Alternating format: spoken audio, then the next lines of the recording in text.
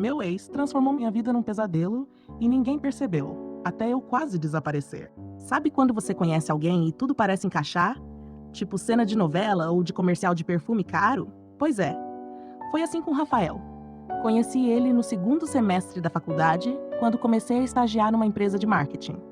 Ele era designer, mais velho que eu, carismático, cheio de piadinhas e um jeito todo leve de conversar. Eu tava num momento frágil, sabe? Acabado de sair de um término, insegura com minha aparência, meio perdida com a faculdade. E ele apareceu como quem preenche um vazio que eu nem sabia que estava ali. Nos primeiros meses era tudo tão fofo. Ele me mandava mensagem de bom dia, comprava meu chocolate favorito, ligava de madrugada só pra ouvir minha voz. Eu, toda emocionada, achei que finalmente estava vivendo um amor de verdade. Mas não percebi o quanto isso estava indo rápido demais. Ele me pediu em namoro depois de 3 semanas. 3. E eu, boba, aceitei. Em menos de 2 meses, ele já tinha cópia da chave do meu apartamento, começado a dormir direto lá em casa e se metia nas minhas decisões como se fosse meu sócio. Só que tudo isso vinha envolto num discurso de preocupação e cuidado. Do tipo, amor, acho que aquela sua amiga não gosta de você de verdade. Essa roupa não valoriza seu corpo, você é mais bonita que isso. Você não precisa sair tanto. Eu tô aqui e posso fazer tudo com você. No começo parecia cuidado, depois virou isolamento. Eu demorei pra perceber que eu tava num relacionamento abusivo, porque ele nunca me bateu, nunca gritou, nunca quebrou nada, mas ele controlava a minha vida pelo olhar, pela sugestão, pelo silêncio passivo-agressivo.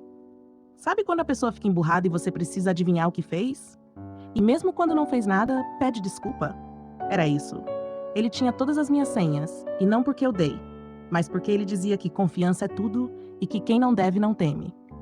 E se eu não quisesse compartilhar, é porque eu estava escondendo alguma coisa. Meu perfil do Instagram, que era público, virou privado. Ele ficava incomodado com curtidas de caras que eu nem conhecia. Apagava comentários que ele achava indiretos. Me fazia tirar fotos com ele e postar com legenda o amor da minha vida. Porque, segundo ele, quem ama, prova. E eu achava que estava exagerando. Achava que era só um cara inseguro. Um dia a coisa ficou séria. Eu estava com febre, dor no corpo e pedi para ele não vir em casa. Só queria ficar sozinha, descansar. Ele apareceu assim mesmo. Abriu a porta com a cópia da chave e foi entrando como se fosse normal. Você ia ficar sozinha, doente. Que tipo de namorada não aceita cuidado? Ele ficou lá o dia inteiro, me fazendo chá, sim, mas também fuçando no meu celular. Vasculhou mensagens antigas de amigas e até conversas com a minha mãe. Brigamos feio quando ele viu que eu estava respondendo um colega da faculdade sobre um trabalho em grupo. Eu fiquei chocada. Ele ficou horas em silêncio, depois disse que não sabia se confiava mais em mim. Eu pedi um tempo. Ele chorou, disse que ia mudar, me mandou flores. Fez um vídeo com fotos nossas e me marcou com @a mulher da minha vida. E eu aceitei de novo. Os meses seguintes foram um inferno. Ele me afastou de praticamente todos os meus amigos. Dizia que eles eram tóxicos, falsos, que não gostavam da gente juntos. E eu, exausta, sem energia de discutir, deixei de responder mensagens. Parei de sair.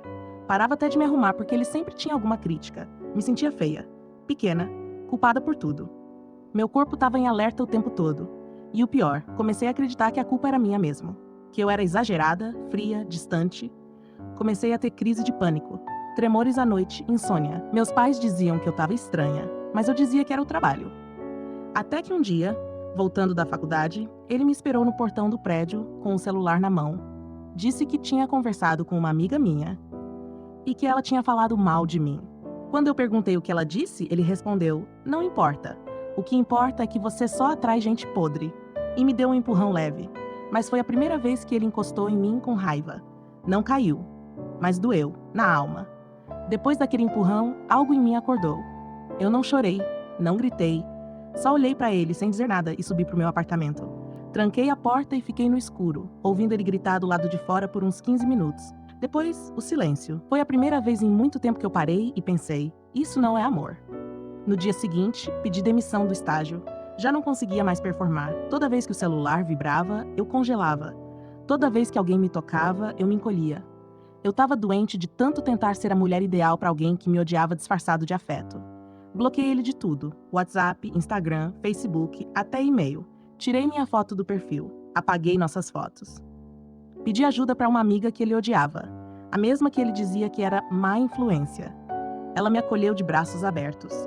Eu achei que tudo ia melhorar. Mas foi aí que o inferno começou de verdade. Nos primeiros dias, ele mandava mensagens do número da mãe. Depois criou contas falsas no Instagram, com nomes tipo Mulher Sex P ou Vida Secreta Underline. Ele comentava em fotos antigas minhas com emojis de cobra, de caveira, criava e recriava perfis com fotos que ele tinha de mim, selfies no espelho, imagens que só ele tinha acesso. Comecei a receber mensagens de números desconhecidos perguntando se eu queria companhia. Uma amiga que ainda seguia ele viu que ele começou a postar frases tipo "Quem me ama não some", "Fuga não apaga a memória", "Ela sabe que vai voltar". Me deu um gelo, um medo que eu nunca tinha sentido antes. Um dia, ele apareceu no portão do prédio, com flores. O porteiro interfonou. Eu disse, chama a polícia, agora. Quando ele viu a viatura chegando, foi embora correndo. Mas no mesmo dia, mandou e-mail. Fiquei magoado. Você não precisava me tratar como bandido. Eu estava no limite. Fui até a delegacia da mulher, acompanhada da minha amiga. Levei prints, relatórios de login nas minhas contas, mensagens e o vídeo da câmera do prédio mostrando ele no portão. A delegada me ouviu com calma. Disse que casos assim estavam aumentando muito, que o nome disso era violência psicológica com perseguição digital e ameaça indireta. Ela me ajudou a registrar um boletim de ocorrência e encaminhou pedido de medida protetiva. Também me indicou a Defensoria Pública, onde recebi orientação jurídica gratuita. E me encaminharam para um grupo de apoio psicológico específico para mulheres que viveram relacionamentos abusivos. Foi a primeira vez em meses que eu senti amparo. Nos meses seguintes, comecei uma reconstrução silenciosa. Instalei câmeras no apartamento, mudei todas as senhas, ativei autenticação em 2 passos em tudo. Apaguei meu nome completo das redes sociais. Fiz uma limpeza digital. Com a ajuda de uma amiga de TI, revisei todos os aplicativos que tinham acesso aos meus dados. Voltei para a terapia, dessa vez com uma psicóloga especializada em violência de gênero. A cada sessão, eu descobri uma camada de mim que tinha se perdido nesse relacionamento. A vergonha foi grande, mas a culpa foi maior, porque a gente cresce achando que abuso tem que ter tapa para ser real. E eu estava coberta de cicatrizes invisíveis. Comecei a escrever. Registrar o que eu sentia. Abri um diário só para isso. Um dos textos virou post no Reddit, e foi ali que vi que não estava sozinha. Mesmo depois da medida protetiva e de cortar todo o contato com ele, o medo não sumiu. Ele só mudou de forma. Durante semanas, eu dormia com a luz do corredor acesa. O menor barulho no interfone me fazia congelar. Teve uma noite em que alguém tocou o interfone por engano. Era entrega no apartamento errado. E eu tive uma crise de choro que durou quase 1 hora. Fiquei com paranoia digital. Sempre achava que ele podia ter hackeado algo, que estava me vigiando com uma conta falsa, que cada curtida estranha era ele com outra identidade. E o pior, às vezes sentia falta. Sim, isso dói de admitir, mas é real. Teve dia que eu quase desbloqueei ele, quase respondi um e-mail antigo. Porque tem uma parte da gente que ainda acredita que a culpa foi nossa. Que se eu tivesse falado diferente, agido com mais paciência, ele teria mudado. Mas isso era a síndrome do trauma falando. E foi na terapia que entendi isso. O processo da medida protetiva levou semanas. A defensora pública me explicou que, como ele não chegou a agredir fisicamente, a tipificação era mais difícil, mas que havia elementos fortes de perseguição e ameaça psicológica. Entrei também com uma denúncia de difamação, porque descobrimos que ele criou uma conta com meu nome no Telegram, onde postava prints íntimos e conversas antigas fora de contexto, dizendo que eu era manipuladora, promíscua, narcisista. Foi aí que entendi. Ele não me amava, nunca amou. Ele só queria controle. E quando perdeu, tentou me destruir de outro jeito. A advogada da defensoria me disse uma frase que anotei até hoje. A denúncia não é só por você.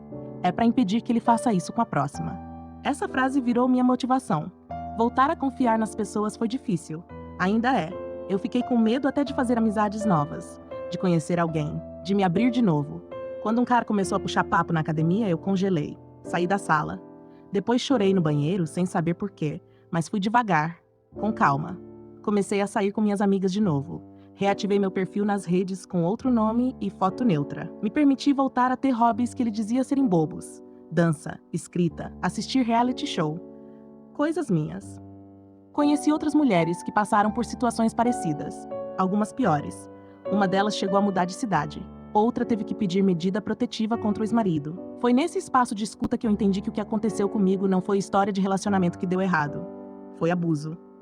E foi violência. E eu sobrevivi. Hoje, eu moro sozinha ainda, mas num bairro novo, num apartamento com câmera e portaria. Tenho um grupo de amigas que me ajudam a monitorar minha segurança.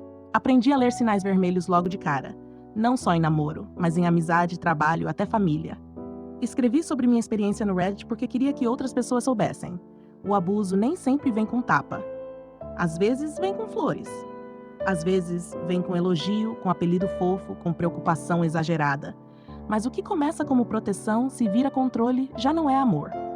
E se eu puder deixar alguns conselhos para quem está lendo isso? Não subestime seus sinais de desconforto. Se alguém faz você duvidar da sua memória, da sua beleza ou da sua sanidade, não é amor. Busque apoio. Delegacia da Mulher, Defensoria Pública, terapia gratuita, tem rede sim. Troque senhas, revise acessos, apague o que não te serve mais. E acima de tudo, você não está exagerando, você está sobrevivendo. Quero agradecer de verdade a quem comentou no post original. Cada mensagem me ajudou a acreditar mais em mim. A quem me indicou defensoria, advogado voluntário, links de apoio e até frases para dizer em momentos de fraqueza. Muito, muito obrigada. Hoje, mesmo ainda com cicatrizes, eu caminho, eu respiro, eu existo fora daquela prisão mental. E sim, eu sei que tenho o direito de amar, mas principalmente tenho o direito de ser livre.